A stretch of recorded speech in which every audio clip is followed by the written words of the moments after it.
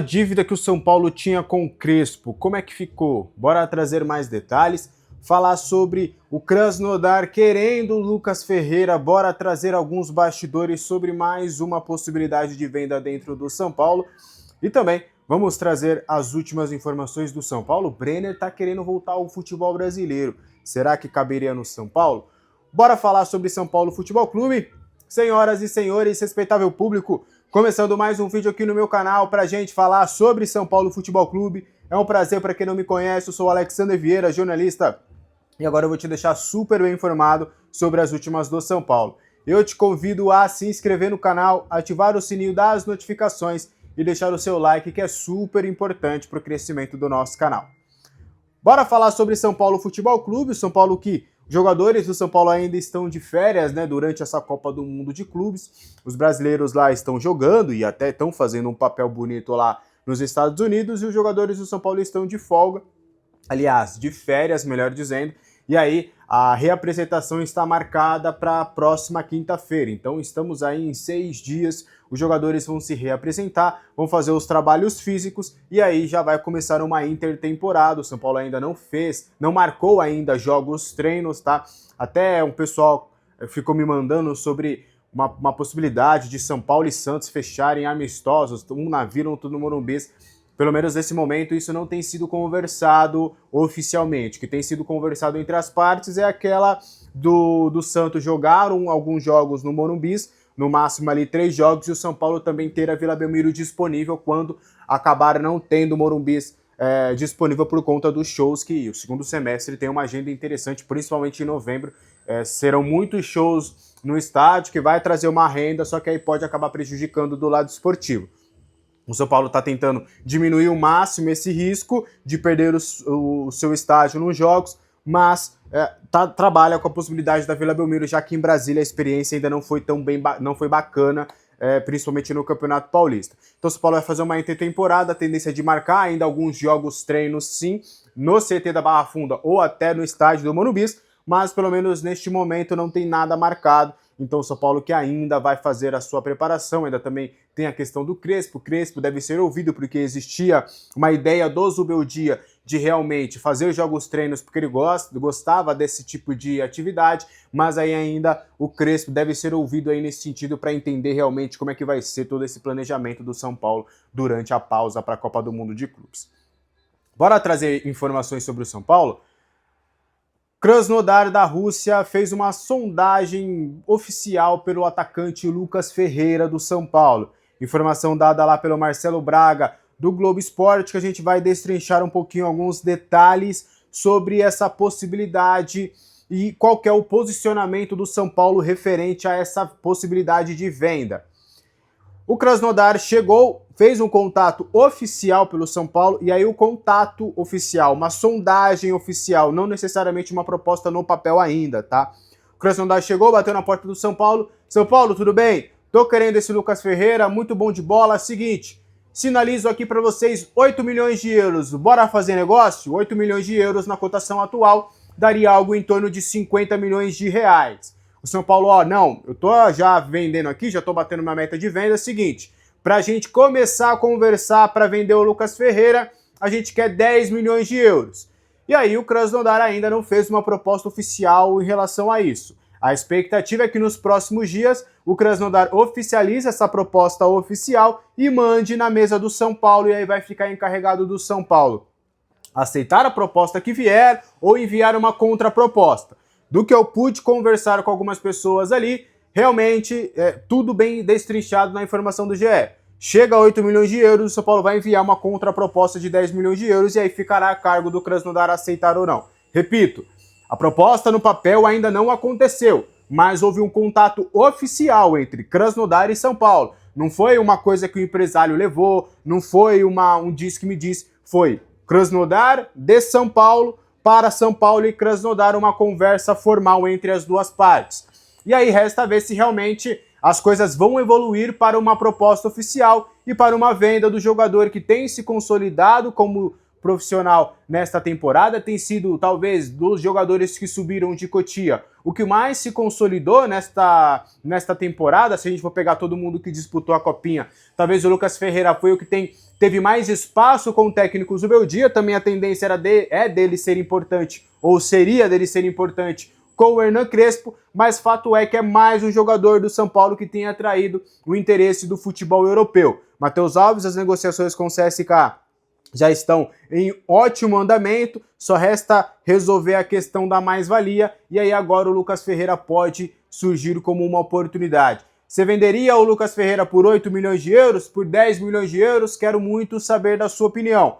Lucas Ferreira está valorizado no mercado, tem outras sondagens de outros clubes também. O Bayer Leverkusen é uma das equipes que também quer a contratação do Lucas Ferreira, mas o Bayer Leverkusen ainda está num degrau abaixo. Está numa questão especulativa, ainda não está muito, enviou olheiros, conversou informalmente, não chegou oficialmente para falar, ó, queremos fazer uma proposta oficial, a gente está trabalhando na casa disso, você topa vender? Como é que está essa situação? Então, o Krasnodar estaria à frente, por enquanto, nesse quesito. O Krasnodar, inclusive, que é o time do zagueiro Diego Costa. Diego Costa revelado em Cotia, revelado pelo São Paulo. O Diego Costa, por exemplo, custou 7,5 milhões de euros. Então, por exemplo, o Krasnodar viu essa possibilidade de contratar um atacante por quase o mesmo valor do zagueiro que já estava consolidado no profissional, mas que já era mais velho do que o Lucas Ferreira é hoje. E a gente sabe, quanto mais jovem e mais atacante do que zagueiro, esse cara vale mais. Então diz muito sobre essa política hoje do São Paulo de vender os seus jogadores, talvez a qualquer custo. Pra gente continuar trazendo mais informações do São Paulo. Brenner querendo voltar ao futebol brasileiro, cabe no São Paulo? Seria uma boa? Informação que o UOL, lá em matéria assinada pelo Felipe Silva, que faz um excelente trabalho de mercado da bola, trouxe nesta sexta-feira, de que sem espaço lá no futebol italiano, o Brenner seria uma opção para clubes brasileiros. O Brenner entende, né, que agora, sem esse espaço na Udinese, ele não conseguiu se consolidar lá, que o mercado internacional está meio fechado para ele. Então um retorno para o futebol brasileiro é visto com bons olhos. Dado, por exemplo, o que aconteceu com o Caio Jorge. O Caio Jorge ainda é jovem, bateu lá na Juventus, não conseguiu jogar no Frosinone também, então preferiu um retorno ao futebol brasileiro e hoje é um dos principais destaques, artilheiro máximo lá do Cruzeiro, tem jogado muita bola inclusive. E aí esse movimento tem sido bem visto pelo Brenner, de retomar o espaço, o protagonismo no futebol brasileiro, até quem sabe acenando uma possibilidade de de ser convocado pela seleção brasileira e aí se valorizar no mercado nacional para quem sabe em um futuro não muito distante retornar para o futebol europeu um pouco mais maduro, com um pouco mais de bagagem para aí sim conseguir se consolidar. Ele tem contrato longo ainda com a Udinese, só que aí o seu staff estaria acreditando que um empréstimo por uma temporada com opção de compra poderia ser bem visto para a Udinese e quem sabe recuperar o investimento que fez no atacante. O Vasco surge como uma possibilidade real de contratação, até porque o técnico Fernando Diniz gosta muito do jogador. Tem outras equipes que também recentemente fizeram contatos para saber mais detalhes da situação do Brenner, e eu estou citando Internacional e Atlético Mineiro, que foram equipes que recentemente, neste ano, que é uma informação que a gente obteve já e a gente já tinha falado aqui no canal há um bom tempo, de que surgiram com essa possibilidade, essas duas equipes de contratarem o Brenner.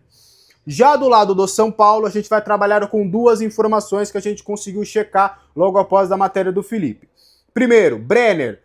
A parte do Brenner, obviamente, tem um carinho enorme pelo São Paulo e em caso de um retorno ao futebol brasileiro, a prioridade seria do São Paulo. Ele é um made in Cotia, ele tem um carinho muito grande pelo São Paulo, ele entende que poderia ser útil voltando ao tricolor paulista, então em caso de uma proposta do São Paulo, a prioridade seria para um retorno para sua casa. Agora, já do lado do clube, me afirmaram que hoje não há um interesse no Brenner e me lembraram que, abre aspas, a gente acabou de contratar o Dineno, fecha aspas. Porque aí o São Paulo teria Brenner, Dineno, André Silva e ainda tem o Rian Francisco. A não ser que o Crespo mude essa formação e coloque o time para jogar com 2 atacantes, e aí pode, né, fazer uma desenvoltura tática para ter todos eles disponíveis, e aí o São Paulo poderia ter essa opção. Mas me falaram que hoje o São Paulo não teria interesse nessa contratação justamente pela contratação do Dineno, que foi recente, e por ter outros jogadores ali dentro do elenco. Então, pelo menos hoje, o São Paulo não sinaliza com a possibilidade de contratar o Brenner. O São Paulo estaria interessado em contratar 2 atacantes de beirada do campo, posição que o Brenner não pode fazer, ele é mais um centroavante mesmo, no máximo faz uma função de segundo atacante, e um camisa 10, que também a gente sabe que não é a função do Brenner. Mas você gostaria da contratação do Brenner? Eu gostaria muito de ouvir a sua opinião aqui nos comentários. Pra gente continuar, seja membro deste canal, para você ter conteúdo exclusivo. A gente bate um papo lá no nosso grupo do WhatsApp, inclusive um antigo membro, um dos primeiros membros aqui do canal, Rodrigo Henrique, ele entrou finalmente, depois de muito tempo, o Rodrigão entrou no nosso grupo do WhatsApp, já tá lá se entrosando com a galera. Então tem o nosso grupo do WhatsApp onde eu tiro suas dúvidas, tá recebendo muita coisa aí no WhatsApp, no Facebook, manda lá que a gente vai checar e a gente vai sempre trazer a nossa informação. Às vezes a gente nem traz aqui no canal, mas a gente adianta lá para vocês alguma informação, o que a gente está apurando, a gente conta uns bastidores também que são bem interessantes lá no nosso canal, no nosso grupo do WhatsApp. Tem vídeos exclusivos também para os membros deste canal. Hoje eu só tenho um vídeo exclusivo também falando um pouquinho de trabalho de scout e o que o São Paulo poderia se inspirar no Botafogo. Enfim, um conteúdo bem legal aqui embaixo. E também tem as lives exclusivas, tem Liga no Cartola, servidor no Discord, tem muito conteúdo bacana para você. Então, prometo que eu te devolvo conteúdo de qualidade exclusivo para os membros assinantes deste canal. Pra gente continuar também, se inscreve no canal, deixa o seu like, tá? E deixa o seu hype também, que é importante. Bora continuar trazendo mais informações do São Paulo. A gente já falou do Brenner, a gente já falou do Lucas Ferreira, bora falar do Crespo. Mais um bastidor, mais um fator importante dos bastidores da negociação com o Hernan Crespo. E aquela dívida que o São Paulo tinha com o Hernan Crespo, como é que foi resolvida nesse retorno do treinador ao São Paulo? Lembrando que o São Paulo ficou de pagar, desde a rescisão contratual lá em 2021, 2,7 milhões de reais ao Hernan Crespo e sua comissão. Inclusive, pela falta desse pagamento, o técnico argentino chegou até a fazer uma notificação na FIFA e aí depois o São Paulo entrou em um acordo com o técnico. O São Paulo alega que aquela dívida foi parcelada em longas parcelas e que o São Paulo estava ali numa relação tranquila e amigável em relação a essa dívida que tinha com o Crespo, estava pagando ali em ordem, tudo certo. O que faltou dessa dívida ser quitada, de acordo com o que a gente conversou com algumas pessoas das duas partes, é de que falta 1,3 milhão de reais. Então, metade da dívida que o São Paulo tinha referente à saída do Hernan Crespo ainda não foi quitada. Nas conversas, o São Paulo fez o seguinte: vamos pegar essa dívida e vamos diluir no seu próximo contrato. Então a gente vai pegar esse valor, pega o seu salário, a gente faz um mequetrefe que junta tudo e a gente acaba pagando também essa dívida além do salário. Então foi mais ou menos assim, ó, Crespo, você vai ganhar X aqui no São Paulo, topa? Topo, então vamos ganhar X de salário. E a dívida, vamos fazer o seguinte, pega essa dívida, vamos parcelar durante os seus vencimentos e aí fica tudo certo. Então é mais ou menos nesse sentido que as coisas foram resolvidas, tá? Até a gente teve informação, a gente trouxe aqui no canal, de que essa dívida inclusive foi rapidamente resolvida. Não foi algo que travou as conversas e por isso que acabou demorando o anúncio oficial do Crespo. Não, porque isso foi rapidamente resolvido. Ó, salário, tempo de contrato, beleza. E aquela dívida? Ó, vamos fazer o seguinte, o São Paulo fez essa proposta do abatimento da dívida, diluindo no seu contrato, o Crespo rapidamente aceitou. Então aí o São Paulo já vai pagar essa dívida também que tem com o Hernan Crespo. Então, querendo ou não, hoje o São Paulo alega, e realmente é real, que hoje o São Paulo está em dia com o Hernan Crespo, porque parcelou essa dívida, então o São Paulo não deve nada ao Crespo. Parcelou, vai continuar quitando, é uma dívida aí que vai estar no orçamento, mas que dívida, atraso, o São Paulo hoje não tem com o Hernan Crespo, que assinou contrato com o São Paulo até dezembro de 2026, vai comandar o time, ele retorna ao futebol brasileiro, volta ao futebol brasileiro depois de 4 anos, sua chegada a capital paulista está marcada para segunda ou terça-feira, no mais tardar na terça-feira ele já estará no CT da Barra Funda, vai lá conversar com os colegas, vai ver inclusive o TecFoot que está sendo instalado lá para recuperação de atletas, vai ver como é que está o centro de treinamento, vai conversar com o pessoal. Tem uma ida também programada para o estádio do Morumbi, onde ele vai conhecer novamente o estádio, vai dar uma olhada para ver o que teve de mudança e vai também para participar de uma sessão de fotos e tudo, e vídeos, que inclusive o São Paulo vai ir divulgando durante a próxima semana nas suas redes sociais. Combinado? Esse foi o vídeo de hoje, espero que você tenha gostado. Qualquer dúvida, os comentários aqui estão abertos. A partir das 6h30 estarei ao vivo com o pessoal lá dos 3 zagueiros para a gente destrinchar bastante essa semana aí lá na Sexta Tricolor. Fechou? Um abraço, boa sexta-feira, bom final de semana. Amanhã aguardo vocês com vídeo novo a partir das 7 horas. Tchau!